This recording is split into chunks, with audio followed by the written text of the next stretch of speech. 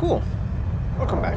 And I forgot to say that, well, so far I should say, if anyone is ever gonna follow this entire playthrough, I mean, that's super cool. Thank you for doing that. I don't feel anyone ever will, because it's like 160 hours. So yeah, I was looking at the save file. It's basically 158 hours. I'm gonna keep it short. I mean, at the end of the day, this is a pretty phenomenal game that I feel takes a weird turn at the end. Yeah, it's chiller to do this. Like, it's funny because there are still some friends of mine who haven't played it, and I was, they were asking me, oh, how you, what are you thinking so far? And the way I summarize it to them, I think it's kind of the best summary that I have for the entire game, which is the first 25 to maybe even 50 hours are probably the best, some of the best, if not for some things the best video game playing I've done in the past, I don't know, almost forever, like 20 years. Like, this game hits some highs that are really, really, really, really high. I really like the way they did open world. So let's start with story first. Actually, story, I feel like FromSoft hasn't done a really good story from Bloodborne or Sekiro, right? Like, because Bloodborne, Bloodborne, I feel like you could connect all the dots and actually get all of it, while I feel like here there's a lot of kind of guessing and a lot of kind of like Dark Souls 3. Like, it's not, the lore is kind of like, oh, there's all these things happening, and oh, you never really know who's good, and there's all these deities like the god of rot, the god of frenzied flame, the god of death. And I feel like Marika, like, I'm not sure now, but maybe she was the queen of like the Golden Order, or the Golden Order was founded to protect her, something like that. But basically, like, there's all these gods that want to rule the world, I guess, or want to be the ones in charge. And as usual, there's always going to be the end of a god, like, because of the existence of the rune of death that can allow gods to die. So I feel like basically that's really the plot, and then there's all the details of like, oh, I don't remember why Marika shattered the Elden Ring. I don't know if actually it's ever said. So I actually wanted to quickly check. But I mean, I feel like the issue,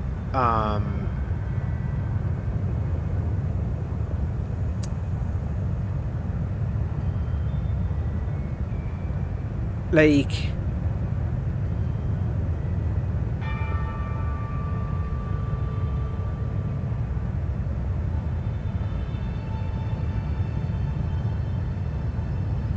yeah.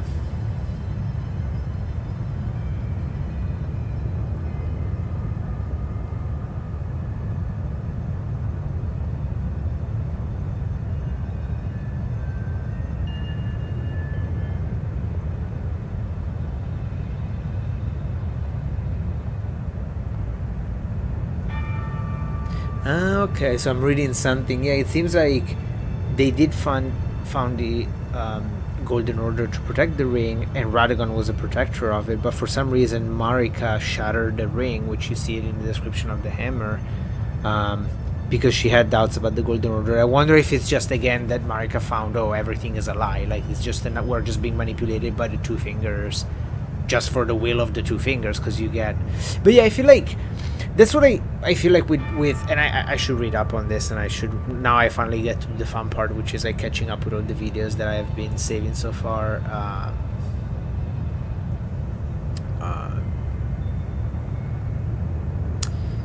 I feel like the main, like, in Bloodborne particularly, both, not one, it's really easy to put all the dots together, and second, even if you don't, not understanding the story is very much part of the lore. But the story is actually pretty simple, right? It's like, oh, like, the Night of the Hunt is just, now I don't remember it, so I'm probably gonna butcher it, but it's, the Night of the Hunt happens because the town just goes crazy, and it's a cycle that happens, and usually then a hunter rises, it cleans up the town, it kills all the the people that all the monsters that have been brought in, and then the either German kills you and you survive, and the Night of the Hunter gets reset, or the what is the Moon Embrace? No, the whatever, basically makes you the new hunter, the new German, and it still resets the dream, right? And the idea is like the world, like we're just like controlled by these otherworldly creatures that we cannot even understand and see. So that's kind of like it's a really bad summary, but like there is a story. Right? Like here, I kind of feel like Dark Souls 3. There's all these like themes. Like in Dark Souls, the theme of like Gwyn wanting to portray, like continue the Age of Fire, when really like everything fire has to extinguish and then other things have to come, and instead the entire like bonfire system and the entire way Gwyn wanted to continue that was actually a pretty close theme, and it actually fed a lot into the cycle and the two endings. But here instead, I feel like there's just this vagueness, kind of like Elden, Dark Souls 3, of like, oh yeah, there's these gods, and then there's like different gods that want to take control, and that's kind of it. Like there's not really like a cycle to it. Like the cycle is kind of not really. I mean, the cycle is that at some point everything in the world is destined to die, but that's more like a theme. It's not really deep into the lore. So that's the thing that already kind of rubs me kind of weird about the story. Kind of feels like it's complicated for no reason. Like there's not like a self-fulfilling plot that it's trying to fit to, which actually I just don't think it's great, but I'm okay with, because the reality is it doesn't, like, to me, I actually like when the story is abstract. I prefer when the story is like Bloodborne, where like you can connect the dots, but I still enjoy a story that is abstract, gives you the themes, and then actually gives you kind of your own interpretation, and you can do whatever you want, right? So in terms of story, that's okay. To me, like, the big departure from the previous game is the open world part, and that I actually like a lot. I really, really, really, really like the way they mixed, oh, you can get stuck against the boss, but now there's an open world, so you can go somewhere else without even noticing. You go up 20 levels, and then when you come back, the boss is easier. I think that's brilliant. That is absolutely brilliant, and it seemed easy. Someone had told me, oh, you could do this in a Dark Souls game, and I would be like, yeah, you can, but it kind of doesn't work. And instead, they found a way to make it work. Like, I really like everything about the open world. I like the openness. I like the fact that it's truly open. Like, you can kind of go everywhere from the beginning, right? Like if you want to beat the magma worm, you can basically get to the Altus Plateau from the beginning of the game without doing any other boss, right? Because you can go around the castle, then all the way up, then through the secret like mine or whatever. So you can't, like, it's pretty cool, right? So I like that a lot. What else is there to say? Like, let's come to like the stuff that, as I said, the beginning is really, really solid. Because of that reason, I feel like just the combat, I mean, as I said, like way too much repetition. The game could have been, I mean, I'm clocking like 160, almost 160 hours now, and I actually didn't look much up apart from stuff for the quest, like the Rennie's quest, just the ending, because like I basically went too forward in the game before progressing her quest that I missed one bonfire where you had to talk to her, which like would have been impossible to track it down on my own. Like, it's like there's so many, right? But I like again, like I like in terms of the open world, I like the entire exploration of the game. Like, I like having discovered the entire map. I like when you find the underground area. I mean, this game again has some of the best surprises. I just think at the end, as it tries to funnel everything together toward the end, all those things, well, I was gonna say shattered, but like, I don't want to make a pun, but like all those things kind of collapse, because like it kind of breaks what's good about the game, right? Like the good about the game is that like you can go everywhere, and then you can come back, and you can when you get stuck, you can go somewhere else and level up. But you get against these end bosses that are just a chore, and that brings me to the last point, which is bosses. And one, there's just way too much repetition. And the game could be shorter. So if the game was like 30 hours and there was repetition, you're like, okay, they did it because it's like they had to fill the game. But like, it's 160 hours. Had I not done Rennie's quest, it would be 130. Let's say had I not done all the secondary quests, right? Had I continued the game when I got like the Lord of Frenzied Flame ending, I was still exploring naturally. Like, I actually didn't look up anything. I found all of this stuff on my own. I found all of this on my own. I found this on my own. All of the underneath I found on my own, I think. Most of it, I think, yeah.